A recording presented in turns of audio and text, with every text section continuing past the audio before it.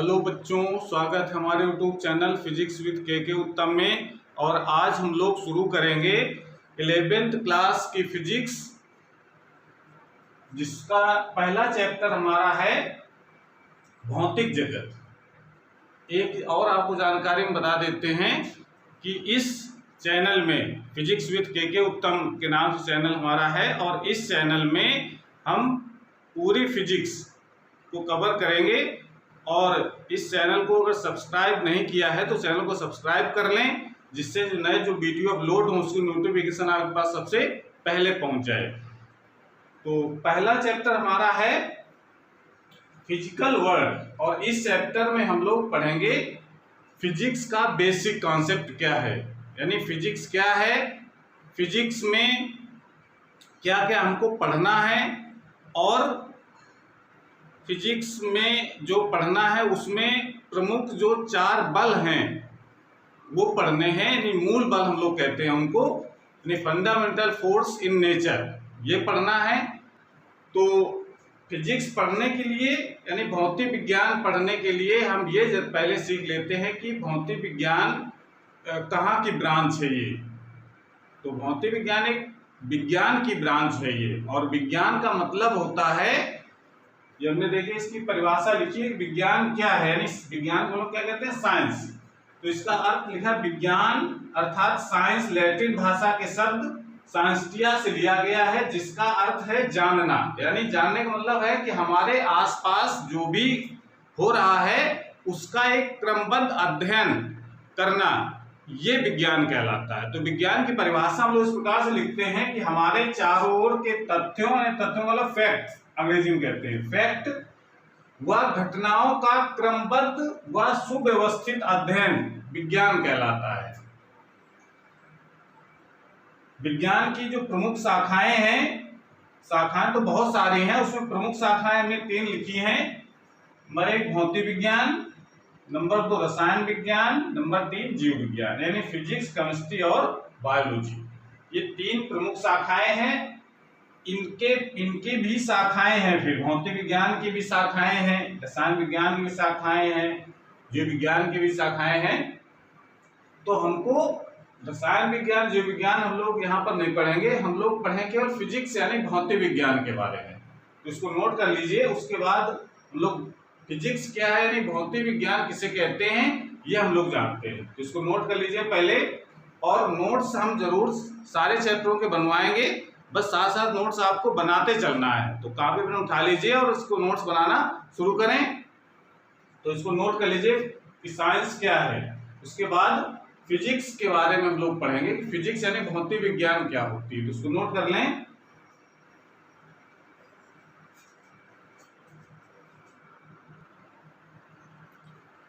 तो भौतिक विज्ञान क्या है ये हम लोग जानते हैं। तो भौतिक विज्ञान यानी फिजिक्स क्या है, तो इसको हम एक ग्रीक भाषा है जिसको हम लोग यूनानी भाषा भी कहते हैं, उसमें एक शब्द है फ्यूसिस, जिससे लिया गया है, जिसका अर्थ होता है प्रकृति यानी नेचर। तो इसको हम इस प्रकार से लिख सकते हैं कि भौतिक विज्ञान अर्थात फिजिक्स ग्रीक अथवा यूनानी भाषा, यानी ग्रीक को हम लोग यूनानी भाषा भी कहते हैं, के शब्द फ्यूसिस से लिया गया है, जिसका अर्थ होता है प्रकृति, यानी उसको इंग्लिश में कहते हैं नेचर। यानी कह सकते हैं कि फिजिक्स एक विज्ञान की वह शाखा है जिसमें हम प्रकृति अथवा प्राकृतिक घटनाओं का अध्ययन करते हैं। तो बहुत सिंपल सी परिभाषा इसकी लिख सकते हैं फिजिक्स की, कि विज्ञान की वह शाखा जिसमें प्रकृति अथवा प्राकृतिक घटनाओं का अध्ययन किया जाता है भौतिक विज्ञान, लिख सकते हैं भौतिक विज्ञान कहलाती है। विज्ञान की वह शाखा जिसमें प्रकृति एवं प्राकृतिक घटनाओं का अध्ययन किया जाता है भौतिक विज्ञान कहलाती है। यानी भौतिक विज्ञान क्या है, विज्ञान की एक ब्रांच है जिसमें हम प्रकृति यानी नेचर और नेचर में होने वाली जो घटनाएं हैं, तो कौन सी घटनाएं, जो इसको हम लोग नेचुरल फिनोमेनन कहते हैं, ये प्राकृतिक घटना, जैसे बादलों का बनना, ठीक है ना, बादल का बन जाते हैं तो वर्षा भी होती है, तो वर्षा का होना, इंद्रधनुष का बनना, बरसात के समय हमको 7 रंगों का एक धनुष दिखाई पड़ता है आसमान में, तो इंद्रधनुष का बनना, ये सब प्राकृतिक घटनाओं की श्रेणी में आता है, ये अपने आप होता है, ठीक है ना। दिन रात का होना, तारों का टिमटिमाना, लकड़ी के जलने पर, कोयले के जलने पर, गैस के जलने पर, कुछ भी कह सकते हैं, जलने पर ऊष्मा उत्पन्न होना, सूर्य का उदय तथा अस्त होना, और भी इससे संबंधित जितनी भी घटनाएं हैं जो प्रकृति में अपने आप हो रही हैं, वो सब भौतिक विज्ञान के अंतर्गत उन सबका अध्ययन किया जाता है, ठीक है। तो भौतिक विज्ञान का मतलब हो गया कि ये भौतिक विज्ञान एक प्रकृति से जुड़ी हुई चीज है कि जो भी हमारे आसपास जो भी घटना घट रही है नेचुरल, उसका अध्ययन करना ये भौतिक विज्ञान कहलाता है। बात क्लियर हो रही है? तो भौतिक विज्ञान की परिभाषा इस पास लिख सकते हैं, तो इसको नोट कर लीजिए। नोट करने के लिए वीडियो को पॉज करके इसको नोट कर लें, जिससे जल्दी से ये हमारा टॉपिक खत्म हो जाए। और उसके बाद हम लोग शुरू करते हैं फिजिक्स का कार्य क्षेत्र, यानी स्कोप ऑफ फिजिक्स। तो इसको नोट कर लें। उसके बाद अगला टॉपिक हमारा है भौतिक विज्ञान का कार्य क्षेत्र।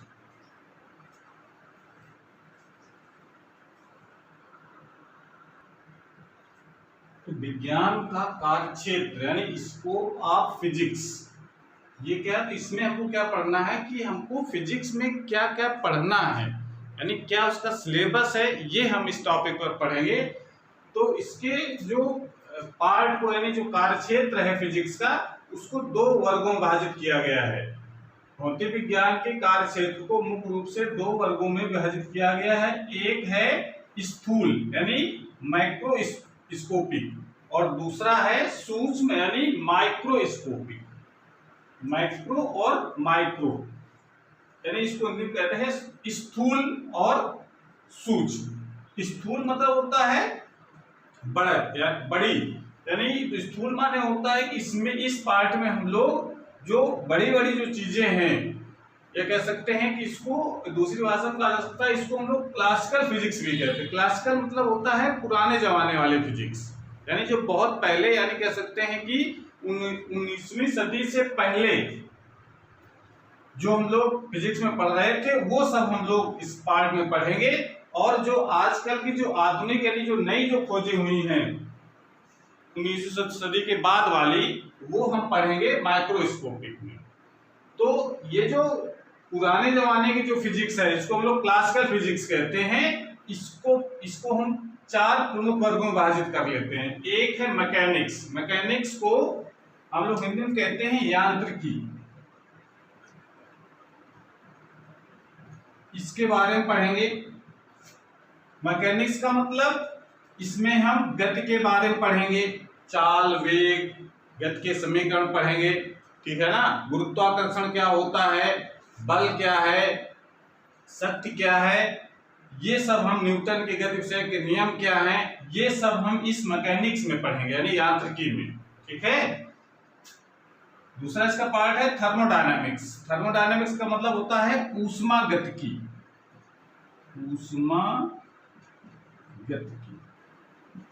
ऊष्मागतिकी का मतलब ऊष्मा के बारे में पढ़ा जाएगा।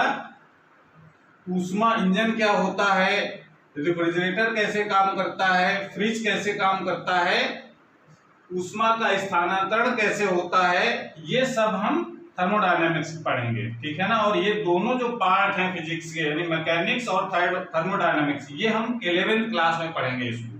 और इलेक्ट्रोमैग्नेटिज्म यानी विद्युत चुंबकत्व, इसको हिंदी में कहेंगे हम लोग विद्युत चुंबकत्व। विद्युत चुंबकत्व, इसके बारे में हम लोग पढ़ेंगे। इसके भी 2 पार्ट हैं इलेक्ट्रोमैग्नेटिज्म की, इलेक्ट्रोस्टैटिक्स और इलेक्ट्रोडायनामिक्स, यानी विद्युत गतिकी और विद्युत स्थितिकी। यानी कह सकते हैं कि जब चार्ज स्थिर हो तब उसके चारों ओर कितना विद्युत क्षेत्र होगा, कितना पोटेंशियल होगा, तो ये तो हो गया इलेक्ट्रोस्टैटिक्स में पढ़ेंगे हम लोग। जब इलेक्ट्रोडायनेमिक्स पढ़ेंगे, जब आवेश चल रहा हो तब उसके चारों ओर कितना चुंबकीय क्षेत्र होगा, विद्युत धारा कितनी प्रवाहित होगी, ये सब हम इस पार्ट में कह सकते हैं कि विद्युत और चुंबक के बारे में पढ़ेंगे इलेक्ट्रोमैग्नेटिज्म में, ठीक है ना। ये पार्ट हमको पढ़ना है 12th क्लास में। और ऑप्टिक्स, इसको हिंदी में कहते हैं प्रकाशिकी।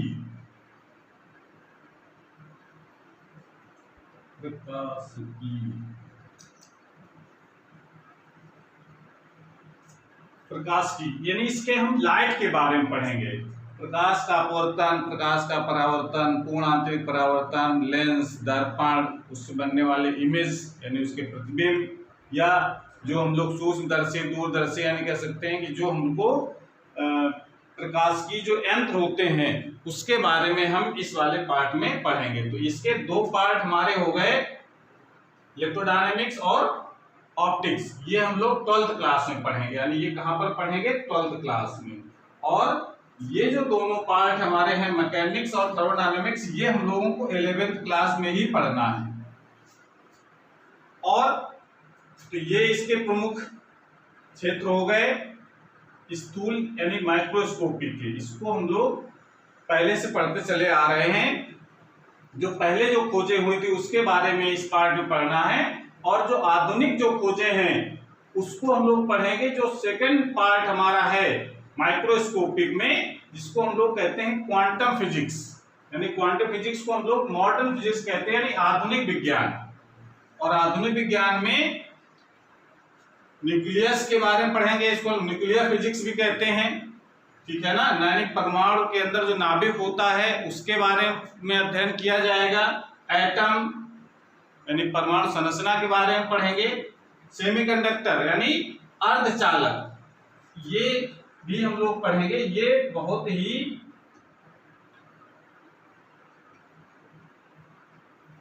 इंपॉर्टेंट टॉपिक है,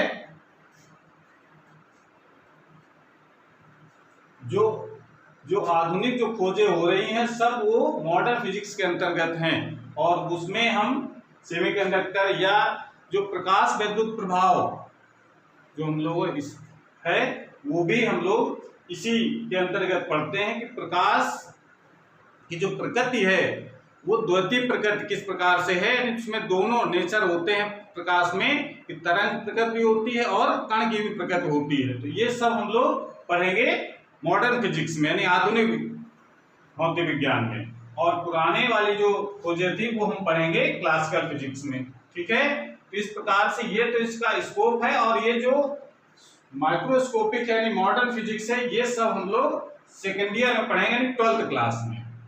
और 11th क्लास में हमको मुख्य रूप से पढ़ना है मैकेनिक्स और थर्मोडायनामिक्स, ठीक है। तो इसको नोट कर लीजिए। ये चैप्टर परीक्षा की दृष्टि से बहुत महत्वपूर्ण नहीं है, लेकिन फिजिक्स में क्या क्या पढ़ना है कम से कम ये हमको पता होना चाहिए, जिससे हमारी आगे जानने की इच्छा जागृत हो, इंटरेस्ट जागृत हो कि फिजिक्स क्या है और हमको क्या क्या पढ़ना है, ठीक है। इसको नोट कर लीजिए। उसके बाद हम लोग पढ़ेंगे कि प्रकृति में जो मूल बल होते हैं वो कौन से होते हैं, तो उसको नोट कर लें। उसके बाद अगला टॉपिक हमारा है प्रकृति में पाए जाने वाले मूल बल।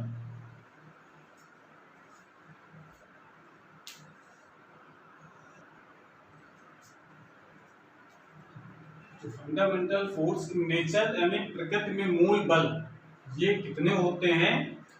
जो प्रकृति में जो मूल बल होते हैं वो तो केवल 4 मूल बल होते हैं। अब बलों के बारे में हम लोग पढ़ेंगे तो बहुत सारे बल, जैसे घर्षण बल, अभिकेंद्र बल, ठीक है ना, चुंबकीय बल, विद्युत बल, ये सब हम बलों के बारे में पढ़ेंगे। लेकिन ये सब जो बल हैं, इन्हीं जो 4 हम लोग मूल बल पढ़ने जा रहे हैं, इन्हीं के वो रूप हैं। तो प्रकृति में कौन से 4 मूल बल होते हैं। पहला होता है गुरुत्वाकर्षण बल यानी ग्रेविटेशनल फोर्स, ये हम लोग 10th क्लास में भी पढ़ चुके हैं ग्रेविटेशनल फोर्स के बारे में। दूसरा है विद्युत चुंबकीय बल यानी इलेक्ट्रोमैग्नेटिक फोर्स, ये हम लोग डिटेल में इसके बारे में पढ़ेंगे 12th क्लास में, लेकिन 10th क्लास में भी हम लोगों ने पढ़ा है इसको। प्रबल नाभिकीय बल यानी स्ट्रॉन्ग न्यूक्लियर फोर्सेस, और चौथा है दुर्बल नाभिकीय बल यानी वीक न्यूक्लियर फोर्सेस। यानी ये जो नीचे वाले जो दो फोर्स हैं 3 नंबर और 4 नंबर है, प्रबल नाभिकीय बल और दुर्बल नाभिकीय बल, ये हम लोगों को 12th क्लास में इसके बारे में पढ़ा जाएगा। अब लेकिन इसके बारे में जानकारी तो ये होते कौन से बल हैं, ठीक है ना, जिसके बेसिक जानकारी तो आपको पता होनी चाहिए। तो पहला जो बल है हमारा गुरुत्वाकर्षण बल यानी ग्रेविटेशनल फोर्स। क्या होता है, ये ब्रह्मांड में जितने भी पिंड हैं अगर उनमें द्रव्यमान है तो वो हमेशा एक दूसरे को आकर्षित करते हैं। ये न्यूटन ने बताया अपने गुरुत्वाकर्षण के नियम में। तो उसी बल को हम लोग कहेंगे गुरुत्वाकर्षण बल। परिभाषा हम लोग क्या लिख सकते हैं, किन्हीं दो पिंडों के बीच कार्य करने वाले आकर्षण बल को गुरुत्वाकर्षण बल कहते हैं। बस ध्यान रखने की जरूरत यह है कि गुरुत्वाकर्षण बल सदैव आकर्षण बल ही होते हैं। पिंड हमेशा एक दूसरे को आकर्षित करते हैं, प्रतिकर्षित कभी नहीं करते वो, ठीक है ना। कितना आकर्षित करते हैं ये हम लोग जब गुरुत्वाकर्षण वाला चैप्टर पढ़ेंगे उसमें हम बताएंगे। फार्मूला F=G(m1m2/r²), उस फार्मूले की मदद से उनके बीच लगने वाला बल कितना होगा ये हम लोग निकाल लेंगे, ठीक है। दूसरा इसमें जो महत्वपूर्ण पॉइंट है कि ये जो बल है वो ग्रेविटान नामक कण के विनिमय से उत्पन्न होता है। विनिमय मतलब एक्सचेंज, आदान प्रदान से, यानी ग्रेविटान नामक एक कण है वो उसके आदान प्रदान से ये बल उत्पन्न होता है। और इसकी रेंज कितनी होती है, यानी कितनी दूरी तक ये कार्य करता है, तो इसकी रेंज हम लोग अनंत मानते हैं। ये बहुत दूर तक कणों को अपनी ओर आकर्षित करता है, यानी बहुत दूर स्थित कणों के बीच बल भी ये कार्य करता है। जैसे सूर्य और पृथ्वी के बीच जो बल कार्य करता है उसको हम लोग गुरुत्वाकर्षण बल कहते हैं। तो इनकी डिस्टेंस बहुत ज्यादा है, यानी ये कह सकते हैं इसकी जो रेंज है गुरुत्वाकर्षण बल की ये अनंत होती है। दूसरा इसमें है विद्युत चुंबकीय बल। विद्युत चुंबकीय बल का मतलब किन्हीं दो आवेशित कणों के बीच कार्य करने वाले बल को हम लोग कहते हैं विद्युत चुंबकीय बल। अब ये चूंकि अभी हमने बताया कि गुरुत्वाकर्षण बल ये केवल आकर्षण बल ही होता है, और जबकि जो आवेशित कण होते हैं वो दो प्रकार के होते हैं। तो धन आवेशित होगा या तो ऋण आवेशित होगा। तो धन और धन ये हमेशा जो है एक दूसरे को क्या करते हैं, अगर एक पॉजिटिव है दूसरा पॉजिटिव है तो क्या करेंगे, एक दूसरे को ये हमेशा प्रतिकर्षित करेंगे। या फिर दो नेगेटिव हैं अगर तो भी एक दूसरे को प्रतिकर्षित करेंगे। लेकिन अगर एक पॉजिटिव है और एक नेगेटिव है तो हमेशा एक दूसरे को आकर्षित करते हैं। तो ये कह सकते हैं कि ये जो विद्युत चुंबकीय बल है ये आवेशित कणों के बीच कार्य करता है, वो आकर्षित बल भी हो सकता है और प्रतिकर्षित बल भी हो सकता है। तो इसको हम लोग किस प्रकार से परिभाषित करेंगे, विद्युत चुंबकीय बल को आवेशित कणों के बीच कार्य करने वाले आकर्षण अथवा प्रतिकर्षण बल को विद्युत चुंबकीय बल कहते हैं। ये बल उत्पन्न कैसे होता है, ये फोटानों के विनिमय से उत्पन्न होता है। फोटानों का जो एक्सचेंज होता है, आदान प्रदान होता है, तब ये बल उत्पन्न होता है, ठीक है। तो सिंपली ध्यान रखें कि समान बलों के बीच हमेशा समान आवेशों के बीच हमेशा प्रतिकर्षण बल और विपरीत आवेशों के बीच हमेशा आकर्षण बल कार्य करता है। कितना बल कार्य करता है, ये कूलाम का एक नियम है। उस नियम में फार्मूला है F=1/4πε0 के Q1 Q2/r²।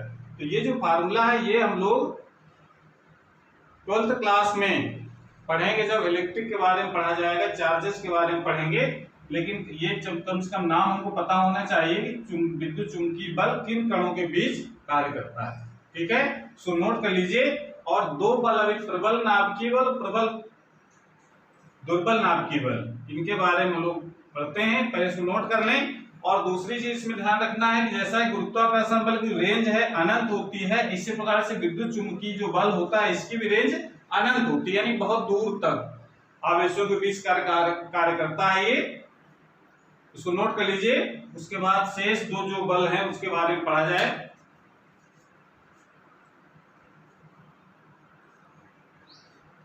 तीसरा बल हमारा है प्रबल नाभिकीय बल। तो इसकी परिभाषा हम लोग क्या लिखेंगे कि नाभिक में उपस्थित मूल कणों को हम लोग न्यूक्लियन भी कहते हैं। न्यूक्लियन तो मतलब नाभिक में जो कण होते हैं, आपको पता है कि प्रोटॉन और न्यूट्रॉन होते हैं, और नाभिक के चारों ओर जो कक्षा में चक्कर लगाते हैं वो इलेक्ट्रॉन होते हैं। तो नाभिक के अंदर केवल दो मूल कण मूल रूप से होते हैं, जिसका नाम होता है न्यूट्रॉन और प्रोटॉन। ये एक दूसरे को अपनी ओर आकर्षित करते हैं। ये इस पर आवेश का कोई प्रभाव नहीं पड़ता, जबकि हम जानते हैं कि प्रोटॉनों पर धनावेश होता है, न्यूट्रॉनों पर कोई आवेश नहीं होता है। ठीक है ना। तो इसका ये मतलब नहीं कि नाभिक के अंदर प्रोटॉन एक दूसरे को प्रतिकर्षित करते हैं। जैसा कि हमने बताया था विद्युत चुंबकीय बल में कि समान प्रकार के आवेश एक दूसरे को प्रतिकर्षित करते हैं। तो इसका ये अर्थ नहीं है प्रबल नाभिकीय बल में कि जो न्यूक्लियन होते हैं, न्यूक्लियन के में जो प्रोटॉन होते हैं, यानी अगर नाभिक की बात करें तो नाभिक में क्या होगा, इसमें प्रोटॉन भी होंगे जो पॉजिटिव रहते हैं, और न्यूट्रॉन भी होते हैं जो न्यूट्रल रहते हैं, इस पर कोई आवेश नहीं होता है। ठीक है ना। तो इसका ये अर्थ आपको नहीं लगाना है कि अगर प्रोटॉन होंगे, दोनों में धन आवेश है तो एक दूसरे को ये प्रतिकर्षित करेंगे, ऐसा नहीं होता है। नाभिक के अंदर जब तक रहेंगे प्रोटॉन, तब तक हमेशा एक दूसरे को आकर्षित करते हैं। और इसी प्रकार से प्रोटॉन और न्यूट्रॉन, यानी प्रोटॉन सिंपली कह सकते हैं कि प्रोटॉन और न्यूट्रॉन ये हमेशा एक दूसरे क्या करेंगे, आकर्षित। प्रोटॉन ये भी एक दूसरे को आकर्षित करेंगे, या न्यूट्रॉन ये भी हमेशा एक दूसरे को आकर्षित करेंगे, चाहे वो धनात्मक आवेशित कण हो और चाहे न्यूट्रल हो यानी उदासीन कण हो, हमेशा एक दूसरे को आकर्षित करते हैं। और इसी आकर्षण का नाभिक के अंदर ये बंद रहते हैं। ठीक है ना। नहीं तो क्या होगा, अगर प्रतिकर्षण लगेगा तो प्रोटॉन बाहर आ सकता है निकल करके प्रतिकर्षण के कारण, पर ऐसा नहीं होता है। नाभिक के अंदर जब तक प्रोटॉन और न्यूट्रॉन आएंगे हमेशा क्या करेंगे, एक दूसरे को आकर्षित करेंगे। तो जिस बल से आकर्षित करते हैं उसको हम लोग कहते हैं प्रबल नाभिकीय बल। बस इसकी रेंज बहुत कम होती है, बस नाभिक के अंदर। और नाभिक का आकार हमको पता है कितना होता है, नाभिक का आकार कितना होता है। ये नाभिक का आकार जो होता है वो 10⁻⁻15 मीटर की रेंज का होता है। ये नाभिक का आकार हो सकता है। ये कह सकते हैं इसको हम लोग, ये जो बल की जो रेंज हो गई है, बल की जो रेंज है, अभी हमने बताया था कि जो गुरुत्वाकर्षण बल है या विद्युत चुंबकीय बल, इसकी रेंज अनंत होती है, बहुत दूर उपस्थित कणों के बीच कार्य करने वाले बल होते हैं। लेकिन जो प्रबल नाभिकीय बल, इसकी रेंज अनंत नहीं है, इसकी रेंज सीमित है, केवल नाभिक के अंदर कार्य करेंगे। और नाभिक का आकार जो 10⁻⁻15 मीटर होता है, उसकी रेंज 10⁻⁻15 मीटर ही होती है। जैसे नाभिक से बाहर जाएंगे ये जो बल है वो शून्य हो जाता है, यानी ये बल कार्य नहीं करता है। ठीक है। तो इसका मतलब ये दूसरी भाषा में कह सकते हैं कि ये जो बल होता है ये आवेशों की प्रकृति पर निर्भर नहीं करता है। वो चाहे धनावेशित हो चाहे न्यूट्रल हो, हमेशा एक दूसरे को कौन सा बल लगाएंगे, आकर्षण बल लगाएंगे। तो क्या लिख सकते हैं इसके बारे में, नाभिक में उपस्थित मूल कणों, जिसको हम लोग न्यूट्रॉन प्रोटॉन कहते हैं, दोनों को एक साथ मिलाकर न्यूक्लियन भी कह देते हैं, के बीच लगने वाले आकर्षण बल को प्रबल नाभिकीय बल कहते हैं। यानी ये हमेशा आकर्षण बल ही होता है। जैसा गुरुत्वाकर्षण बल आकर्षण बल होता है, उसी प्रकार से प्रबल नाभिकीय बल भी ये केवल आकर्षण बल होता है, प्रतिकर्षण बल ये कभी नहीं होता है। ये बल मेसानों के विनिमय से उत्पन्न होता है, यानी मेसान जो कण होते हैं उनके विनिमय से ये उत्पन्न होता है। ठीक है। ये जो मेसान और बोसान और ग्रेविटॉन, फोटॉन, इसकी डिटेल हम लोग आगे आने वाली कक्षाओं में पढ़ेंगे। दूसरा जो बल हमारे पास है वो है दुर्बल नाभिकीय बल। दुर्बल नाभिकीय बल क्या होता है कि जो रेडियो एक्टिविटी वाले जो घटना है, अगर आपने अभी नहीं पढ़ी है तो ये आगे सेकेंड ईयर में यानी 12th क्लास में लोग पढ़ेंगे रेडियो एक्टिविटी के बारे में। रेडियो एक्टिविटी का मतलब होता है कि जब कोई भारी जब नाभिक होता है तो इससे अपने आप अल्फा बीटा गामा किरणें बाहर निकलती हैं। तो इस फिनोमेनन को यानी इस घटना को कहते हैं रेडियो एक्टिविटी। तो रेडियो एक्टिविटी में क्या होता है कि नाभिक से अल्फा बीटा गामा किरण निकलती हैं, तो नाभिक में उपस्थित जो मूल कण है उस बीटा कण को अपनी ओर आकर्षित करता है। तो इस आकर्षण बल को हम लोग कहते हैं दुर्बल नाभिकीय बल। रेडियो एक्टिविटी में उत्सर्जित होने वाले बीटा कण पर मूल कणों द्वारा लगने वाले आकर्षण बल को दुर्बल नाभिकीय बल कहते हैं। ठीक है ना। नाम तो दुर्बल नाभिकीय बल है, लेकिन जो 4 बल हम लोगों ने पढ़ा है उसमें सबसे ज्यादा दुर्बल नहीं है। ये दुर्बल कौन सा है वो अभी हम बताएंगे। और ये बल बोसॉनों के विनिमय से उत्पन्न होता है। इसकी भी रेंज होती है वो भी 10⁻⁻15 नाभिक के अंदर ही ये काम करता है केवल। इसकी जो रेंज यानी परास 20⁻⁻15 मीटर की होती है, नाभिक के अंदर कार्य करता है केवल, और ये भी आकर्षण बल होता है। तो 4 हम लोगों ने जो बल पढ़े हैं उनमें से जो विद्युत चुंबकीय बल है वो आकर्षण प्रतिकर्षण दोनों प्रकार का होता है, और बाकी जो 3 बल होते हैं वो सिर्फ आकर्षण बल होते हैं, रेंज अलग अलग होती है। क्लियर हो गया। तो इस प्रकार से ये जो बल हम लोगों ने 4 पढ़ रखे हैं। तो अब जरा ये देखें कि इनमें सबसे ज्यादा प्रबल कौन सा है, यानी इसका प्रबलता का क्रम कौन सा है। तो हेडिंग लगा लीजिए इसमें मूल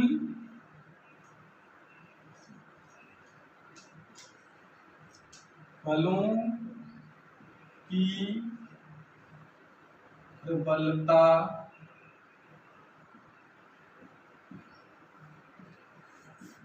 का बढ़ता क्रम। मूल बलों की प्रबलता का बढ़ता क्रम कौन सा है, यानी कौन सा सबसे कम है और कौन सा सबसे ज्यादा प्रबल है। तो इसमें ध्यान यह रखना है कि जो गुरुत्वाकर्षण बल हमने जो पढ़ा है, गुरुत्वाकर्षण बल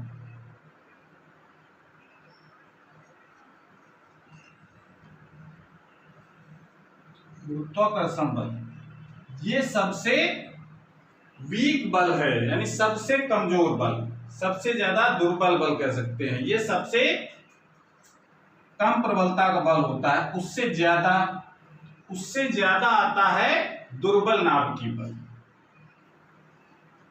दुर्बल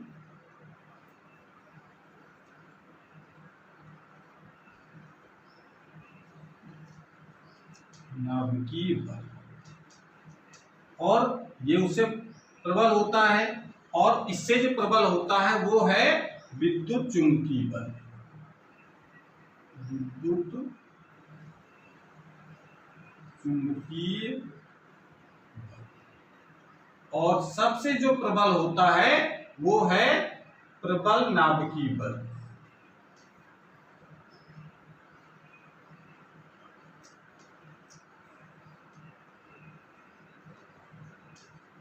ये क्रम जरूर ध्यान रखेंगे।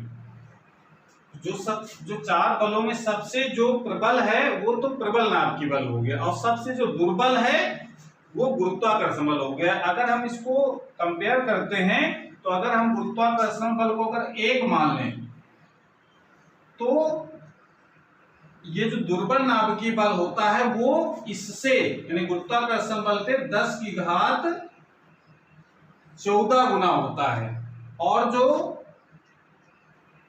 विद्युत चुंबकीय बल होता है वो गुरुत्वाकर्षण बल से 10⁻36 गुना होता है, और जो प्रबल नाभिकीय बल है वो सबसे प्रबल होता है, और ये लगभग होता है 10⁻39 गुना। यानी ये रेशियो है। सबसे कम दुर्बल बल यानी सबसे वीक बल कह सकते हैं, या सबसे कमजोर बल है कौन सा है, गुरुत्वाकर्षण बल। उससे ज्यादा जो प्रबल है वो है दुर्बल नाभिकीय बल। उससे जो प्रबल है वो है विद्युत चुंबकीय बल, और सबसे जो प्रबल है वो है प्रबल नाभिकीय बल। ठीक है। तो ये तुलनात्मक अध्ययन है कि कौन सा प्रबल है और कौन सा दुर्बल बल है। तो इस प्रकार से ये मूल बल का टॉपिक समाप्त होता है, और ये चैप्टर भी हमारा लगभग समाप्त हो गया है। अब आपको करना ये है कि जो ये चूंकि चैप्टर थ्योरेटिकल चैप्टर था, इसलिए आपको केवल चैप्टर बुक से पढ़ना है और जो हमने बताया है उसको भी रिवाइज करते रहना है, ठीक है ना। बहुत हमने पहले बता चुके हैं, ये चैप्टर बहुत इम्पोर्टेंट नहीं है, लेकिन तब भी आपको पढ़ना है इसके बारे में, तो इसको नोट कर लीजिए। और आज की क्लास हमारी में समाप्त होती है। अगर ये वीडियो हमारा अच्छा लगा हो तो इसको लाइक ज़रूर करें, और अगर चैनल को अब तक सब्सक्राइब नहीं किया है तो चैनल को सब्सक्राइब भी करें और बेल आइकन ज़रूर दबाएं, जिससे नए जो वीडियो अपलोड हों उसकी नोटिफिकेशन आपके पास सबसे पहले पहुंच जाए। पढ़ाई करते रहिए। Thank you.